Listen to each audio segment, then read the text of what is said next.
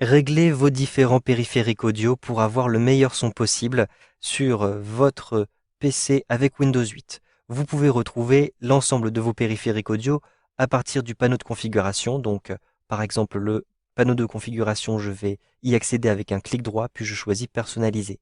À partir de cette fenêtre, tout en haut à gauche, je peux cliquer sur page d'accueil du panneau de configuration.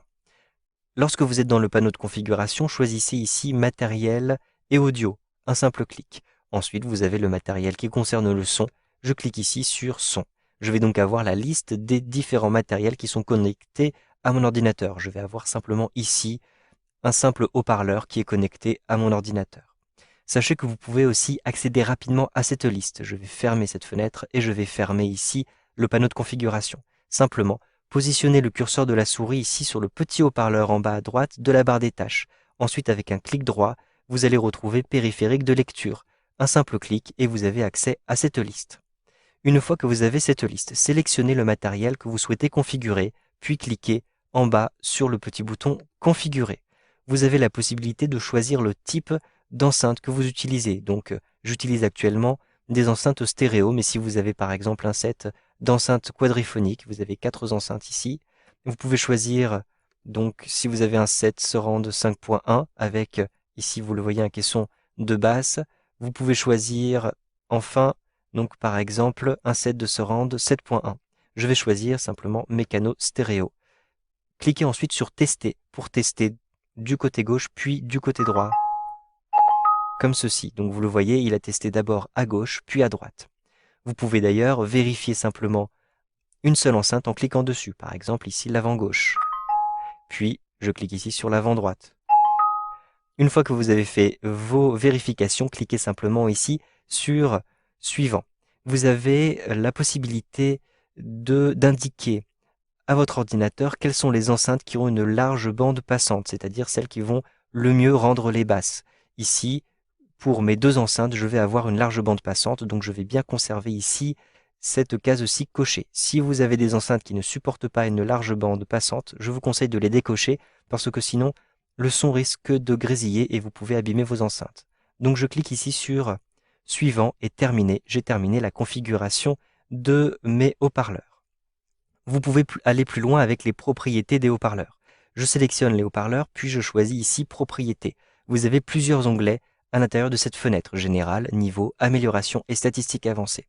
Dans l'onglet Général, vous pouvez simplement nommer vos haut-parleurs, vous pouvez même choisir les icônes de vos haut-parleurs. Je clique sur Changer d'icône et je vais choisir une icône, par exemple celle-ci, puis je clique sur OK. Vous le voyez, l'icône a été changée.